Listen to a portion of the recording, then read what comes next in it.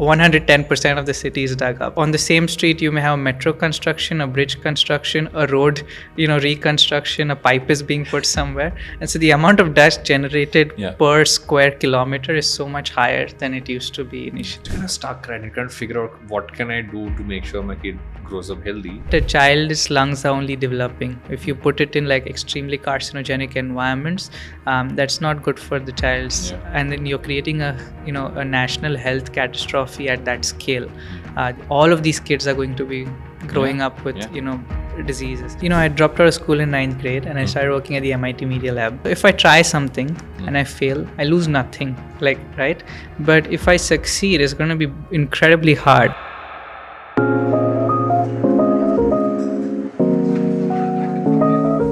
The quality of the air we breathe is one of the biggest problems of our times. It will continue to be one of the biggest problems for the future. And many of us, we talk about air purifiers, we talk about stuff that we can do outside, have plants at home. But do we really understand what air pollution is? Do we understand how it affects us? Do we also affect how people are trying to solve it? Angad Daryani is building Praan to solve this exact problem. He's by far one of the most inspirational people I've met just because of his focus on solving this one problem, solving for air pollution. And he's my guest today on Take a Pause. Before going to that, I want to make sure you click on subscribe, ring that bell icon, go straight into my chat with Angad. I actually want to start with the most granular question, a question which sometimes feels like, should we even be asking this question? But it's a question we all still have. What do we not understand about air pollution? Actually, there's very little we understand about air pollution because it's so nuanced. Oftentimes people think it's particles or some type of gas. And then it's actually a mixture of all of this. Particles are of so many sizes, so many materials. They behave differently. On every street, they behave differently. There's different types of gases, literally thousands of them, which we call volatile, so many volatile gases. So there's a lot we don't understand about air pollution, and we often think, it's carbon or it's like CO2, and those aren't really like air pollution metrics. I ask this because, we're in a time today, and I think of Delhi and Bombay, and I think of so many other cities in India with so much pollution. This is haze you see when you walk around. It used to be a Delhi thing. It used to be, everyone talk about, Delhi's like this, and now suddenly Bombay's like this, and so many cities are like this. We're talking about it more. I'm a parent, and I know that a lot of parents talk about, our kids are breathing this air. We blame different things for it. We still open our windows. We still go for a run. We still, act like we can manage it with just an air purifier maybe, or just a mask on. But there is so much floating in the air. If I'm a regular person and I want to understand what is actually in my air, Sure. What's in it? Yeah, so if I were to simply break it down, there's pollution and then there's metrics which show how fresh or stale the air is, right? So your freshness that you get when you go to a mountain or you used to take a walk outside or open the window used to be how fresh or stale the air is, which is what is the CO2 concentration in the air. So CO2, which is a greenhouse gas, also something we exhale. So when the rooms are closed and there's people in a house, the CO2 levels continue to rise. So when you open the window, initially you used to get fresh air in, so that CO2 balance used to occur. So that's about freshness, and that gives you the energy. The second, the first most important part is the pollutants. So there's particles, which is like a simple example would be dust in Indian houses, right? There's so much dust. I used to always growing up compare why do we have to do the sweeping every day and multiple times a day? So there's dust, and particles of dust, which are visible would be 10 microns in size, called PM10, or even larger. But the ones which are hazardous are PM10, so 10 microns, 2.5 micron, 1 micron. And there's a whole league of ultra fine. Those you can't even see or measure very easily. So these are your harmful particles. It's almost like breathing in that much amount of dust all the time in real time. And then there's toxic gases. So gases, normally the ones in the atmosphere are stable. I think we learned it in basic chemistry, right? You figure out the valence covalence bonds and you try to stabilize an atom by sharing electrons or filling electrons. So but there's many gases in there which are generated as part of pollution, which are volatile, which means they're active. And so when you inhale them, they're harmful for you. Formaldehyde, benzene, these are all examples of airborne, gases in our day-to-day environment, which are not healthy. So you have particles, you have harmful gases, and then you have how fresh or stale the air is. But what's changed in the last... I mean, I remember there was a period before the pandemic. And there was the pandemic period when you suddenly saw, okay, this is how my air can actually look. I remember this is like late 2020, I once looked out of my window and I'm like, once again, I could see stuff so far away, which I'd never seen before in the city. But it still was never like this. What's changed in the last like 4-5 years? And it's not an Indian thing, it's a global thing, but what's really changed? Is it just the fact that there are more people on the streets? Is it just that there are more vehicles on the road? But that's always been slowly growing. What's been the big change? I think just that with growing economies, I think India or developing countries have a different infrastructure angle to it. But I think in developing economies, you're going to see increase in consumption. And today, consumption at a fundamental level can be backtraced to growth in industries, growth in power consumption and generation, growth in automobile and transportation and logistics. So you asked, what was it few years ago? There was no Zepto, right? There was no Swiggy and Zomato at that scale where you have millions of riders in a city going around. And while it seems like, hey, this is just a scooter, there's a million of them, in a block. So there's the first is, of course, basic ones are industrial, vehicular, and so on. In India, the special angle is the infrastructure development. And, in fact, just while we were getting here, I was telling you, like, hey, there's like 110% of the city is dug up. And it's just that there's so many, projects happening without being in sync that, on the same street, you may have metro construction, a bridge construction, a road, reconstruction, a pipe is being put somewhere. And so the amount of dust generated per square kilometer is so much higher than it used to be initially.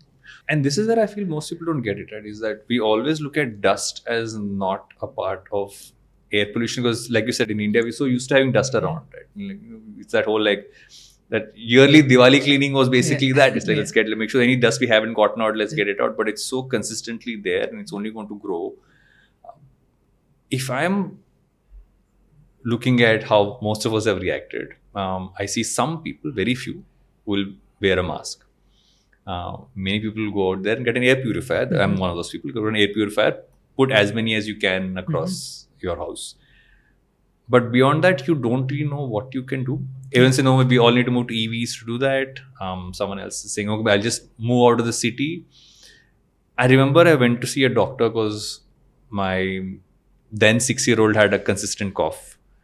And he said, just take her out of the city every couple of months and bring her back and the cough will stabilize. That was the only solution he could give apart from like occasional, he's like, unnecessary medication I don't want to give. But that's literally become it. That's like a status quo we're all in. Before I go deeper into this space, what got you into, where the idea, I don't think where the idea from, but what got you into building to kind of solve this piece which we don't talk about enough? So I think I dropped out of school in 9th grade and I started working at the MIT Media Lab and I worked under a guy named Ramesh Raskar. So Ramesh had this approach that he wants to solve very large problems very quickly and solve hundreds of them together. So what he would do is try to figure out, some of the smartest people in the world, put them in a room for a week or 2 weeks, get infinite money and say, here are the problems we're going to solve. Let's get a working prototype. So like you'd have a doctor from Harvard Medical and an eye institute in India, and you'll have the best engineers and programmers and manufacturing guys in one room. And then you build 20 such teams and solve 20 problems over a weekend, right? So what I learned through that, working with Ramesh was that you can take on very ambitious, big problems and at least try to develop something meaningful and then figure out if there's a business that can be built around it or what is the right business to build. So that exposed me to something dangerous, right? Like unlimited ambition. And so growing up, I had asthma. and I used to play football professionally, and actually never made it to state team despite the hardest training, discipline, etc., because of lung endurance. So just because the air was bad, plus there was asthma, there was a limited capacity to my stamina and so on. Right? So that was very unfortunate and disappointing because I trained for 8 years, and so that irritant stayed with me throughout, my education and then building things. And I said, in all things climate, something that was affecting people the most was poor air quality.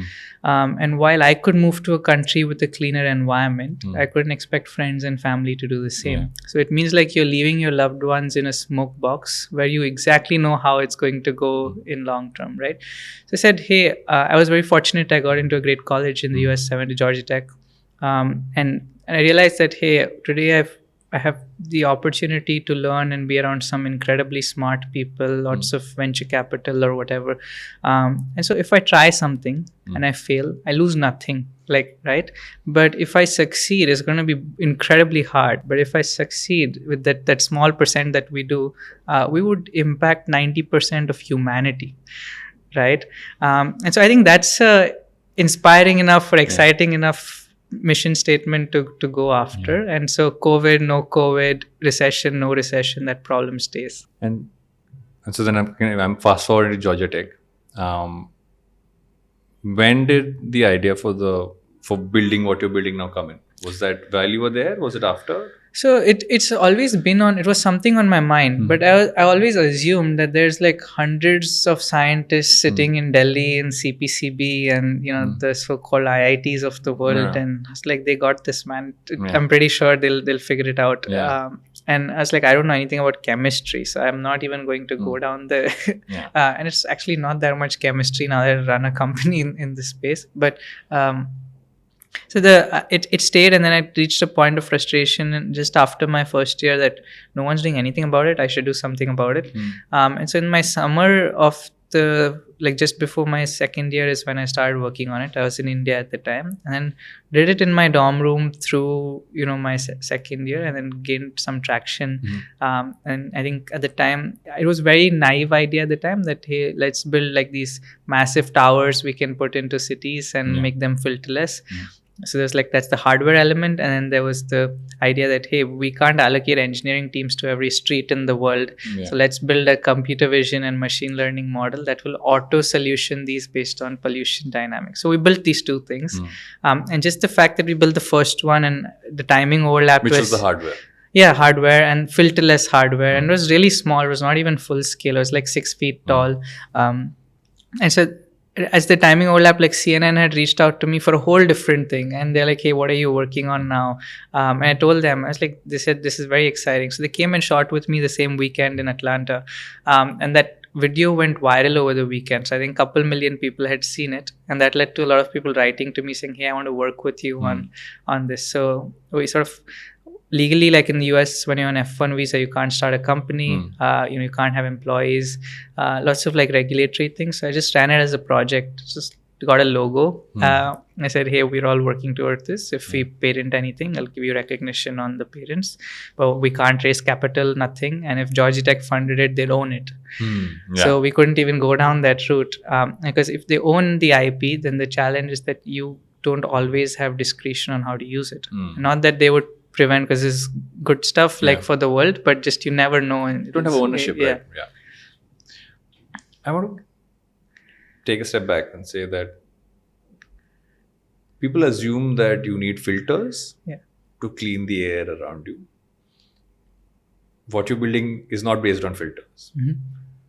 Let's first start with the filters. Let's start with AQI.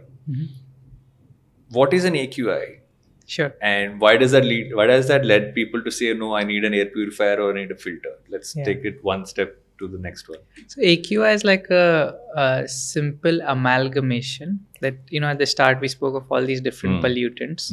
They all are measured in different metrics. So particles are in microgram per meter cube, and then there's a bunch of sizes. And there's gases are ppm or ppb.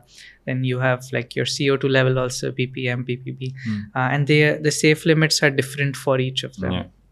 So if you do a weighted average of these pollutants. So like in some cases for AQI, you just measure particles, right? Or in some cases, whatever gases you have access to. So you'll take a weighted average of those over an 8-hour period or a 24-hour period, and that gives you one number. And that's what AQI is.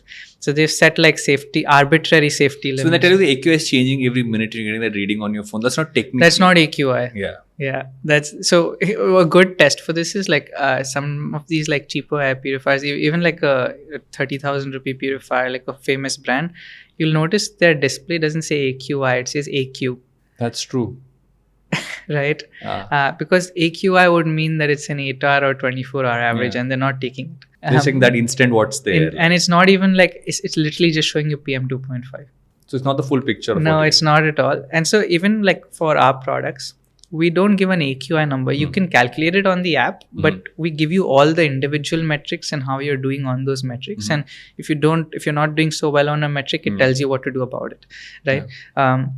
So that's what AQI is. It's like it's one number to dumb down all these dynamics, but it's not always reported in the manner that you want it to be. And so, does an air purifier help? Yeah, absolutely. So in a closed indoor space, humans spend 90% of their time indoors. So whether it's home, office, gym, restaurant, if you're able to build an ecosystem that has clean air indoors, and it's actually something I'm lobbying for on a government level, like can we regulate this, then you actually are able to create a more or less safe environment for yourself 90% of the times. Yes, it's not good to be indoors all the time, but by default you are. Yeah, that's true. And let's now look at the two parts. One is the standard way we've always seen an air purifier, which is with a filter, versus you went a different route. Why did you go in a different direction versus what seems to have been predominantly how all air purifiers are built? A filter inside. It also tell you, okay, this is how much life it has left in it. You got to change it after that time. So tell me both the differential, but also like why you went down this road, and also like dig deeper into what you're building. So I don't think there's anything wrong with filters. In fact, our Hive, which is the home air purifier, to get that crazy performance, we do use a filter, right? But the thing is, like when we started Praan, the idea was how do I make clean air accessible to all? Which means that if I want to serve large spaces, very large, so I'm talking like streets and large train stations and so on, can't change the filter every 5 minutes because that's the dust concentration, and you're not going to do it for one machine, you're going to do it for like 100 million machines. So the numbers didn't add up. Wait, you're telling me that you put a machine in a station, for example, how to change the filter in 5 minutes? Like look at the dust concentration in Delhi, right? So take like Panchsheel Park area or whatever, it's super dusty in Delhi, and you have these metro stations. They just measure the PM concentration. There's anywhere, like if you're lucky, it'll be like in 200s, but winter can go up to 1,000. So if you're keeping a filter outside where you have infinite volume of air to purify and infinite dust, theoretically infinite overload dust, and crash. And the rate at which this will happen, if your purifier is actually going to keep ramping up, thinking that it's going to increase speed and as a result offset the pollution, but it's never going to offset it. So it's going to max out continuously. Filter is going to choke up in minutes. And so how are the larger ones that you built for this exact problem different, and how does So we were doing outdoor stuff when we went to college, and then we sort of made it a more actionable use case, because we said if you wait for government and policy to change, so not like there's nothing wrong with government, just the time it takes to do things, you may never solve the problem. So we need to take the technology and the product to where people need it the most, and if there's a way to monetize it in a manner where we can continue to do these things, then that's where it makes sense. So what we built as technology, core technology, became incredibly valuable. Right? You have filterless method to manage particles, and you have all this machine learning, computer vision, AI stuff, which will auto solve pollution in large spaces. So it can immediately create digital twins, map out the pollution dynamics, and put solutions, right? So both of these were strong assets. And so he said, we got, again, this was a luck factor where once that CNN video went out, a very junior person at Tata Steel had written to us, right? Thinking, hey, why don't you put this in my factory? And I really wasn't sure why, because I'd never been inside a steel factory. And so it was a very long haul with Tata Steel, maybe like 24 months till we got our first deployment done. But when I went to a steel factory, my first question to him was, is this just you or is it everybody? right? And he said Tata is actually one of the better ones. Why don't you go check out any of our competitors or pick an industry and go with it? And it was true that there's a problem called fugitive emissions, and which is basically like leakages of dust and gases from your process in the factory at crazy scale. And they use these like ducts and fans and filters to solve it. I was like, these guys are using filters at that dust volume, and then we just like floated the idea of a filterless system, and our filterless system was way too underpowered for this stuff at the time. But then we sort of offered it to industries over time. We improved the product, built it for factories, and so that's one of the businesses Praan does today, is that we build filterless dust extractors for industries of all kinds. So your chemical, food, pharma, cement, steel, mining, lithium, everywhere there's a powder, there's dust, and then so we help them deal with it, recover it, and put it back in the production process. So explain the recover it and put it back in production. So in a filter, your dust gets stuck inside it, right? So you can't do anything about it. Exactly. In our case, we don't have a filter, we have a drawer. It's like you're collecting a bunch of powder in the drawer. So that powder is your raw material. And so you can actually recycle it and use it all over again. You literally take the tray and you dump it back in the process and you put the tray back in. That's incredible. Yeah. So why isn't this the more predominant one versus the filter? So the challenge is that for that system has a physics limitation. And when I say physics limitation, of course, we are trying to do a lot of engineering to in fact, we just launched the Mini couple of days ago, right? So we've been smaller. But for a home application, there is a very different mindset of customer that you have to solve for. And in industry, it's very different. So if you think about the home customer, there are few things that really matter. Can I feel the difference, right? Can I feel it quickly? So if my PM concentration is say 1,000 in Delhi, how soon can it become safe levels, right? So if I can see it in 10, 15, 20 minutes, then that's awesome. It needs to be small and invisible and hidden somewhere. Cannot be very loud. It needs to be very energy efficient, right? Energy efficient. Then I cannot have anything coming out of this product. It just needs to like exist and not do anything. And then there's like lots of like laundry list of UX features and so on, which is right. Now the thing with filterless is that you're trying to move a very high volume of air, create no physical barrier like a filter. You're using some kind of electric charging and separation to separate particles that are 1 micron in size. And you want to do this with very high efficiency in low energy consumption and safety, right? So there's like a lot of physics balancing that goes on in Praan's core, which is what took us 5 years. It's not the product building that's hard, it's the physics balancing, which was very hard. And there's no way to simulate it. It's only experimental.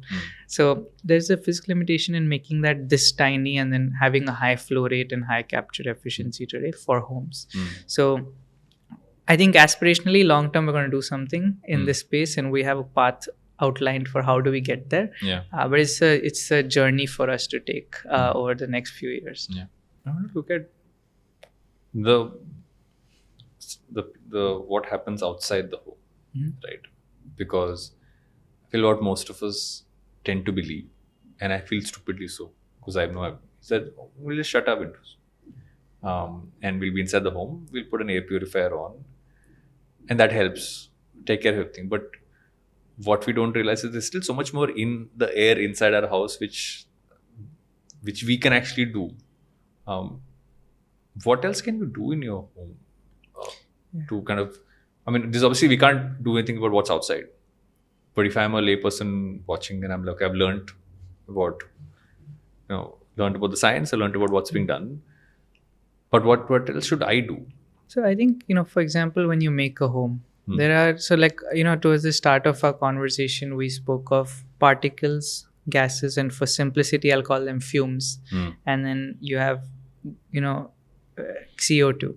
So now in your fumes, there's a lot of fumes that get emitted from the paint on your wall to the detergent you use to clean the floor, soaps that you use to clean the floor, the scented candles you burn, the incense sticks. All of these are basically like pollution sources in your house. When you cook the food, if you don't have a dust extractor chimney above that spreads all around your house, right? So that's like immediate problem, right?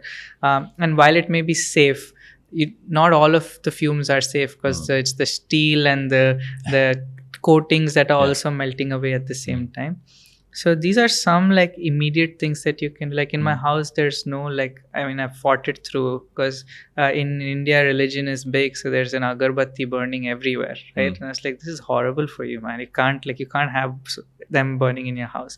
There's a trend now of using like expensive branded, like the Joe Malone equivalent of these incense sticks and like not incense, like scented candles or high volatile organic compounds, right?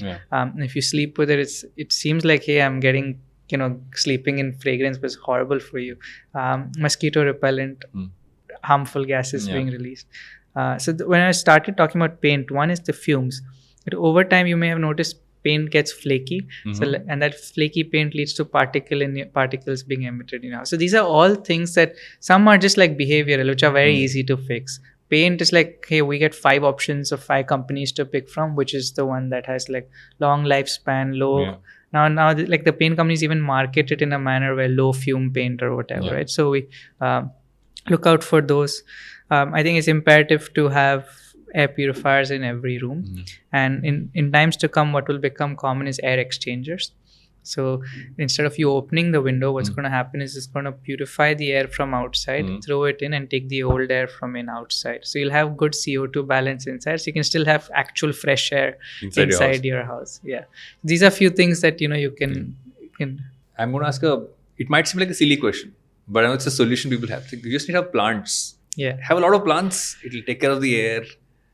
Indoor plants, have plants wherever you can. Does it help?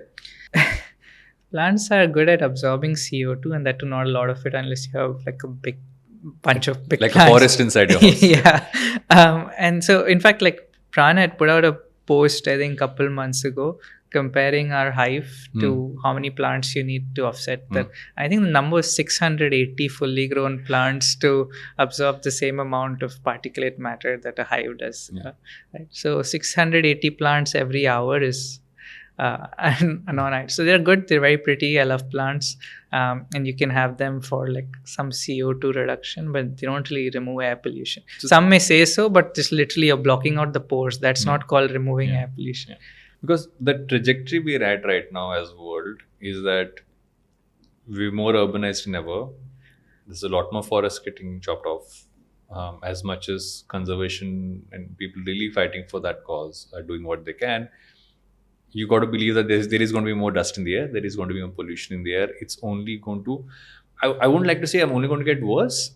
This is status quo, and we'll have to work around this kind of a world going ahead. Keeping that in mind, I want you to kind of draw a picture out for me, right? Is that obviously with products like what you're building out, there is a future where, like you said, we can do there's air exchange happening. There is a certain amount of ensuring that particles are reduced and kind of recycled. What is the future you're working towards? Yeah, so I would oftentimes refer to the solutions we build as bandage solutions, right? It's part of climate adaptation, right? But is that the solution? No, not at all. So on a personal side, like ideally we should just be pushing Praan's product and selling as many as we can. But both our investors, our team, everyone's aligned. Like this problem shouldn't exist. We should not have to wake up every day in like alarm mode that so many million people are going to die today because we didn't scale as fast as we should, right? So what is it that we can do in personal capacity as entrepreneurs or people with some sort of like network, right? There are few sources that are critical. So the stubble burning is actually a logistics problem. It's like a logistics cum governance problem. It's not like a hard problem to solve. So there are groups I'm part of with like senior people, either like in venture capital or ex-entrepreneurs, like likes of founders who've exited with an outsized amount who genuinely want to solve this problem. There's like Supreme Court lawyers, etc. There's people from government, Prime Minister's office who are trying their best to sort of how do we like come up with scalable solutions. So there's stubble burning, then there's industrial stuff, and Praan has exposure in industrial stuff. So whatever we know, we share openly. One of the things that we're really pushing and encouraging government to do is that so industries have a pollution norm in milligrams, which is 1,000 times the safe limit. So what we're encouraging is let's just move that milligram to microgram. So it may still be high, but dropped by 3 orders of magnitude, right? And it's not something that's not doable or it's too expensive. It's just like, can we prioritize it? Today, when you give them a milligram permission, right, they'll be like, hey, we're good. When you change it, they'll be incentivized. And many things can be done, right? Give them a tax benefit for a year that you have to achieve this or whatever. The other thing we're pushing for is like, can we regulate indoor air quality at least in schools to begin with, right? A child's lungs are only developing. If you put it in like extremely carcinogenic environments, that's not good for the child's, and then you're creating a national health catastrophe at that scale. All of these kids are going to be growing up with diseases. And then take that same thing and put it in all indoor professional work environments, so on, like where your air quality has to meet a certain standard. These are the fundamental things we can do, because electric vehicle transition is a very large transition to make. It's not just about changing the car. Even if every Indian today is sitting with a pile of cash ready to buy an electric car today, our grid cannot actually support those many electric vehicles. Right, it's the same amount of cables put, like same thickness of wire. You're suddenly trying to draw 1,000 times the current on that wire. It's going to burn out, right? So the grid cannot actually support it. Solar is exciting, and India is, one of the leaders in the world in this space. But I still am far more bullish on nuclear because of its energy density and the limited amount of land it utilizes. And sure, it's like difficult to dispose it off, but compared to the coal that we're burning, not so. So I think switching to nuclear, some of these policy changes, some logistical changes, and I think it should be banned to use like old vehicles beyond a certain age. Like unless it's an antique vehicle which like you've taken special and permission. Even now it's banned, but we still end up, the ban is much too late. Like you've seen these trucks, like how are they still like allowed to operate in India? Like it should ideally be falling apart, but it's still carrying load and so on. So these are like few fundamental things that can be done which will have a measurable impact. The last layer to this is that I think today what happens in different governments is that when certain people who are entrusted with responsibility to solve a massive problem are unable to, it's better to hide the data. That's what has been the trend so far. But I think that's against fundamental human right. So I understand why, but also like, is it possible for us to create a large enough data set every 40 feet in the city? We have the money to do it, and it's not a tech problem. It's not even a hard tech problem. So it's okay if like from a national safety standpoint, they don't publicize this data, but they need that data set for the government itself to actually solve problems. So what Praan does using computer vision, machine learning, we've actually offered it for free. That, hey, we're happy to pass on this technology because it will allow us to create the best pollution map of urban India there is. So if you do some of these things, you actually have measurable call to action from it. I want to pick 3 things on what you said. I want to go through them one by one. One is I want to go through, you said something about how when kids are younger, if they're breathing air that has this amount of pollution, particles in it, even microplastics, right? We don't talk about microplastics enough, and the amount of, what does that do to a growing child versus someone like me who's, let's say, a little older, much older? So a lung is a balloon, theoretically, and it has a bunch of tiny balloons like bronchi inside it. These particles go and get deposited in the bronchi. So the balloon is trapped now. So suddenly with the particle concentration, very few available balloons exist for you to pull in oxygenated air and release carbon dioxide. This means lesser oxygen to the brain, lesser oxygen to the heart, and also these cancerous particles getting deposited in your critical organs. Now, when it's PM 2.5 and PM 1, they actually enter your bloodstream. So they can get deposited on any organ in your body, right? So one is like, if it's a carcinogenic particle, you're kind of done, because then you're talking about cancers and other issues. The second thing is like, you need a certain amount of oxygen to function as a human being. So over time, if that percentage of your lung is blocked, you're only operating at a small percentage of your capacity, right? So from a development cycle, if your lung is beginning to develop and you're actually prohibiting a certain part of it from developing, that's going to be a lifetime respiratory illness, and then respiratory illness leads to cardiac illness, right? So that's a straight up issue. The second is like a performance issue. So I think Howard put out this study earlier this year, which was going around, that if I remember correctly, it was like every 10 microgram increase in PM 2.5 led to 1% decrease in mathematics performance scores. And so in India, we are at 100 times the safe limit when you say the 1000 microgram in Delhi. So what is the kid studying? So there's like a really nice report on it, comparing it to math scores, English scores, and it's not like one kid; it's 10,000 kids in varied geographies, and how do they perform? I think New York Times had also compared 2 kids of identical age and grade in New York versus Delhi, and what their day-to-day life was. It's a beautiful article that compares. Like it's the largest health catastrophe of our time. I think it's beyond larger than COVID, and I don't think we even understand how grave this issue is. Yeah. I mean, I have 2 children, and that's one of the big questions in my mind many times, right? Is that when they want to go out and play, the first instinct is look at the AQI and say, do I let them go out and play?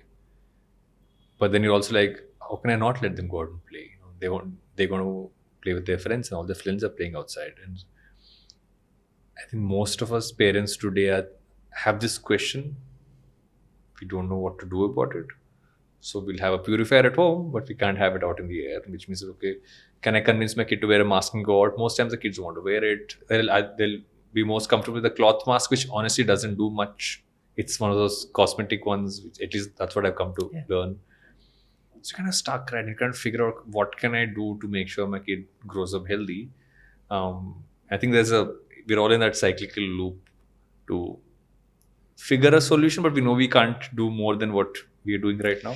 I think the honest answer near term is to go elsewhere. Like when I was younger, I couldn't survive Bombay in Diwali time because of firecrackers. So my parents were forced to take me to another city or a hill station because it's like I can't breathe at home, right?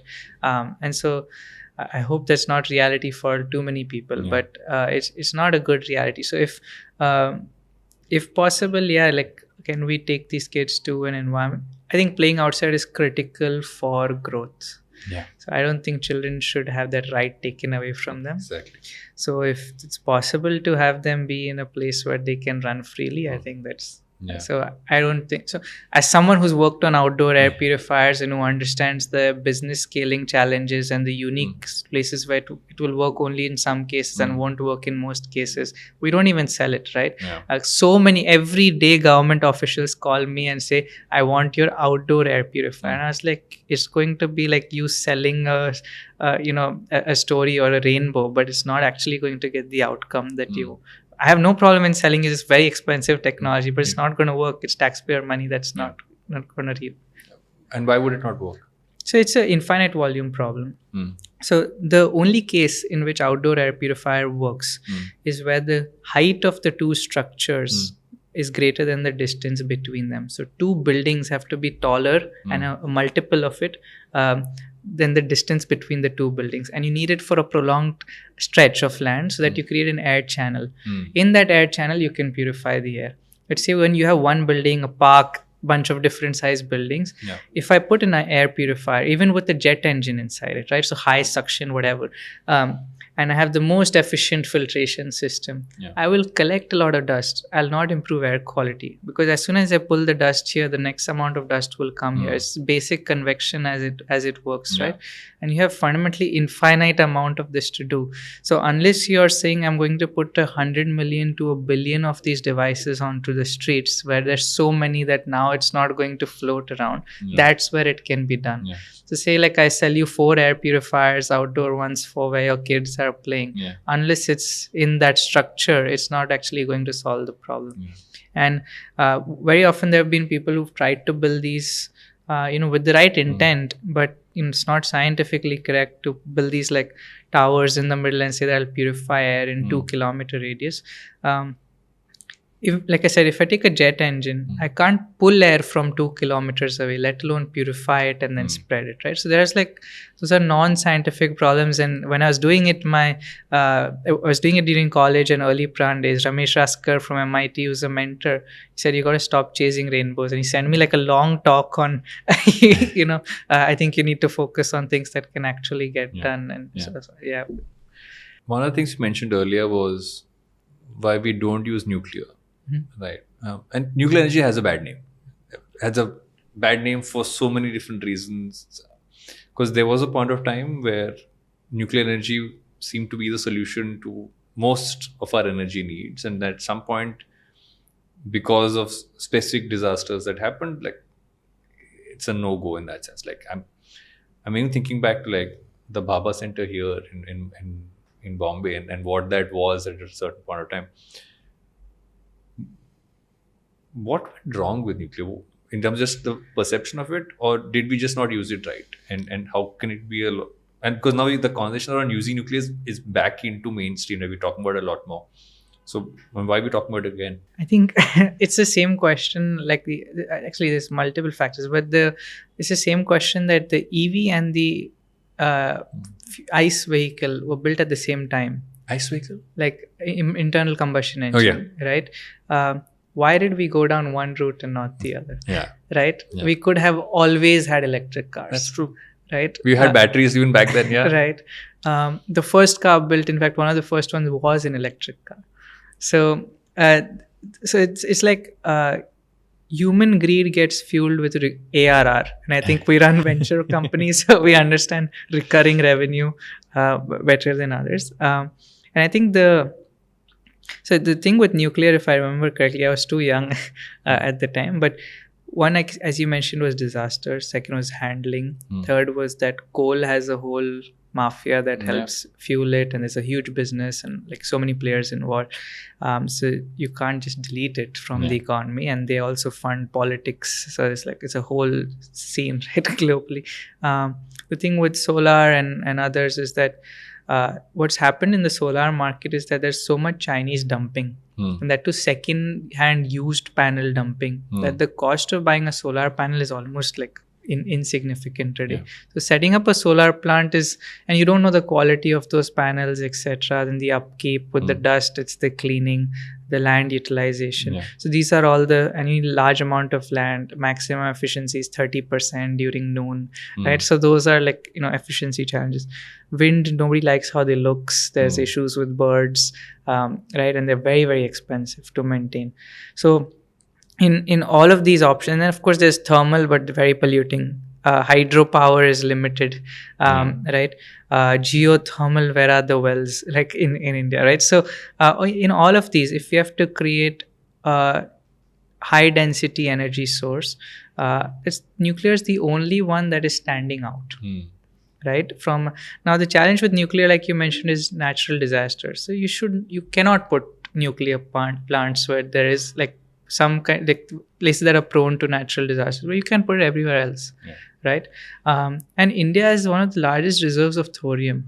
So while the world uses uranium, India has also figured out how to use thorium for energy, right? So I think we should use it by all costs. I think energy independent India is going to be incredible, which means no reliance on oil, at least largely.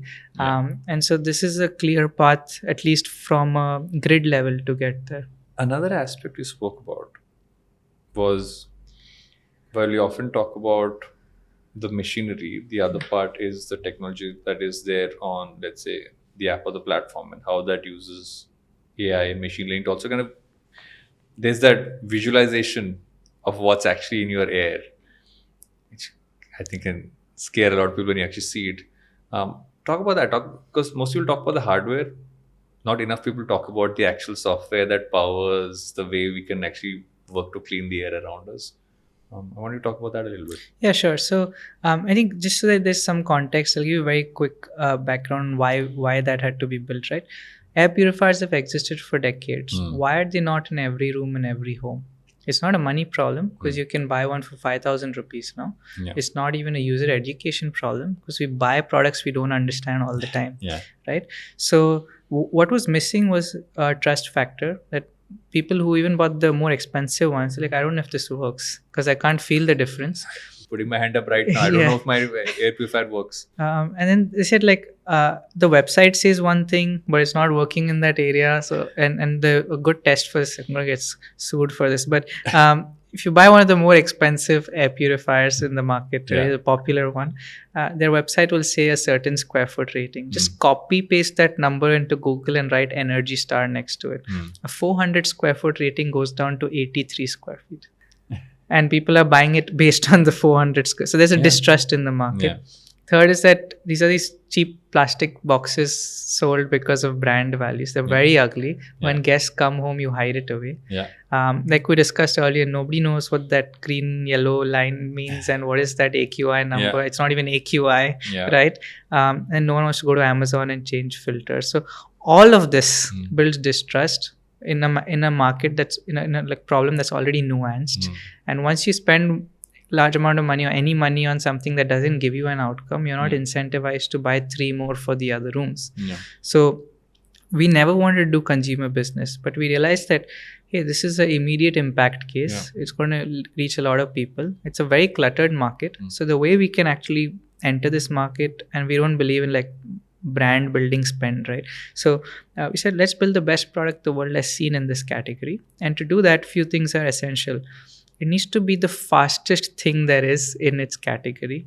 People need to feel the change in minutes.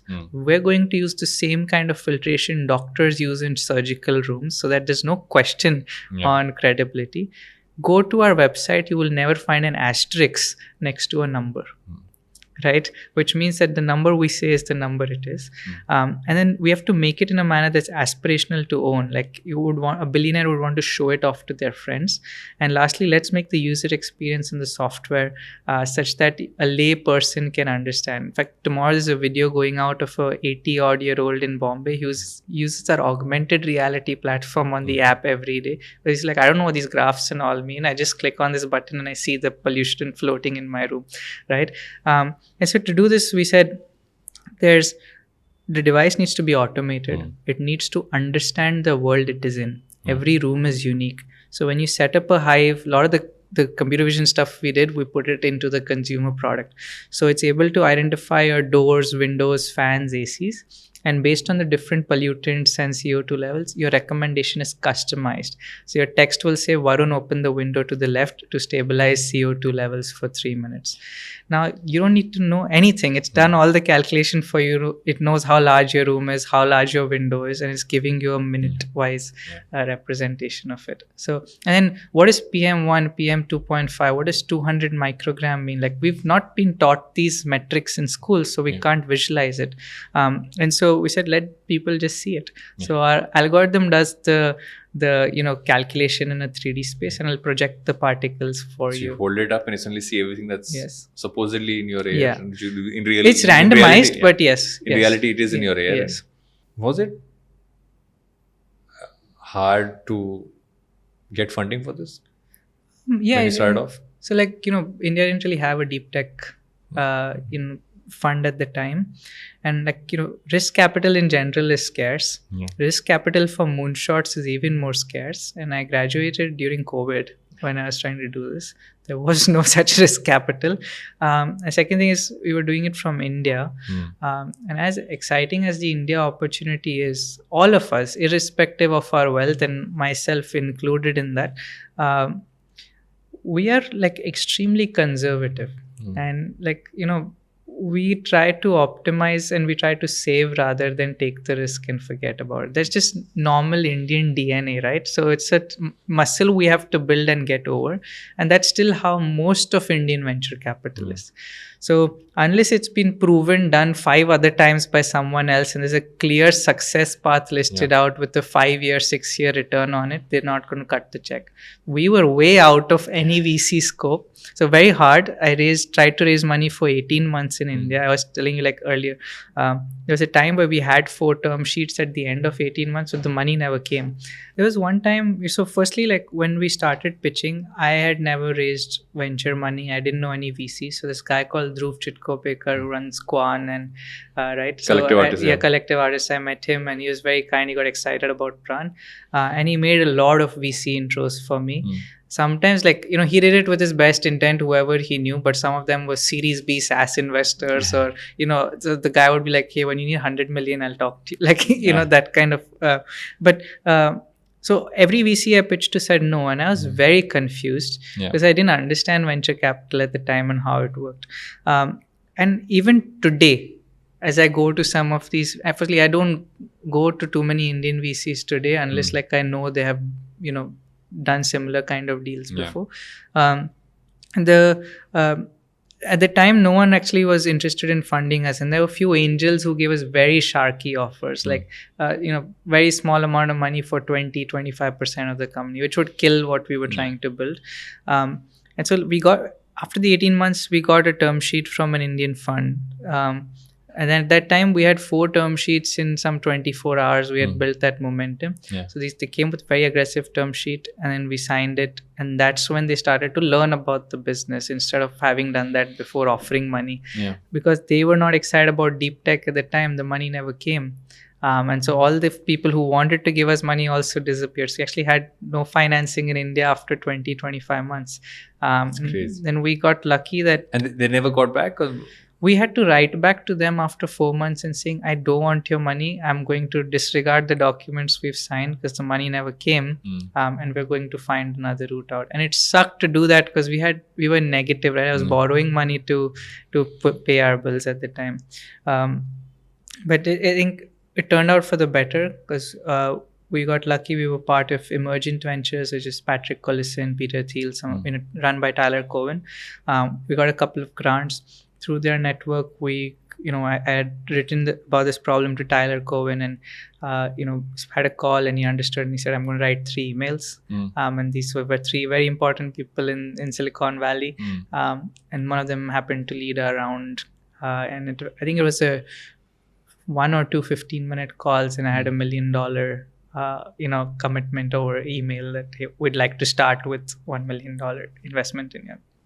When you are trying to build something that the world requires, and many of us build businesses, we have a thing we say at work, and I said this in my last startup, I say this and now, is that we're not building world-saving medicine, we're not building rockets take us to the moon, or trying to purify our air. And so we should not take things with that. But you are building something that is almost like if the world requires it. Like I said, it's a moonshot. When things like what happened to you happens, where you're trying to build this, it's a problem to be solved. You're meeting people who seem to I'm sure, how many people said, is this a problem that will actually need to be solved? So there's a lot of that. In fact, very recently, a massive multi-billion-dollar funds vice president asked me 2-3 days ago, saying, "Do you think air pollution is a large enough TAM to go after?" And I was like, "I don't even know how to respond to this. You live in New Delhi, right? How can you ask this question, right?" So I had to then jump into my emergency meeting and get to not be on that call anymore. But it happens very frequently. There's a lot of people in those 18 months who told me, forget all this, just build a consumer business. One of the very popular funds in the world, which had an India office at the time, they told me, hey, you guys have a great story, great team. Why don't you build a SaaS business? I think you'll get to 100 million ARR in next 2-3 years. I don't care, man. So when your kid grows up and in few years asks you why the air is polluted, tell them that a guy came to you with a solution. You told them to build a SaaS business. How do you keep your focus on what you're doing when all of this is happening around you? And how do you keep yourself you get up in the morning, you're this is what I'm doing. I'm solving something, right? It must take a lot from you to say, no, I'm sticking to what I'm doing because I know it really matters. Because it's very easy for many people to take those routes, right? Oh, you'll get this much. You just do that. Maybe once you build that large enough, you can also solve this. I'm sure that's come to you as well. That's a standard solution, right? No, solve the simpler stuff first. When the simpler stuff has scaled enough, then maybe you'll get to the tough things. But you're no, this is something I'm working on and I'm going to stick to this. How do you do that? So, few things.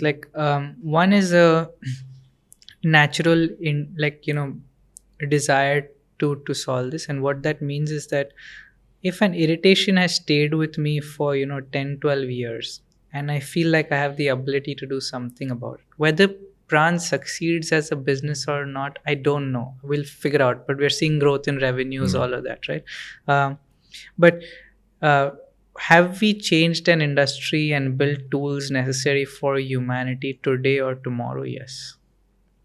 Right? So whether Praan succeeds or not, whenever humanity needs it, somebody has solved it, and that solution's available. And and so we feel like we've done our part, at least in some way, to get there. The second is like, since if you stick with your irritation, you're going to have it for the rest of your life. How do you get out of it? So I'd rather know that I tried my absolute best with every resource in the world and failed, and I can go to bed in peace, or be miserable saying I'm a sellout, or and there's no need for like where do you run to today? I landed in SF in December. The first thing I saw on my phone is unhealthy air quality. I was like, God damn it, I just came from India, right? This is not the first notification I want on my phone.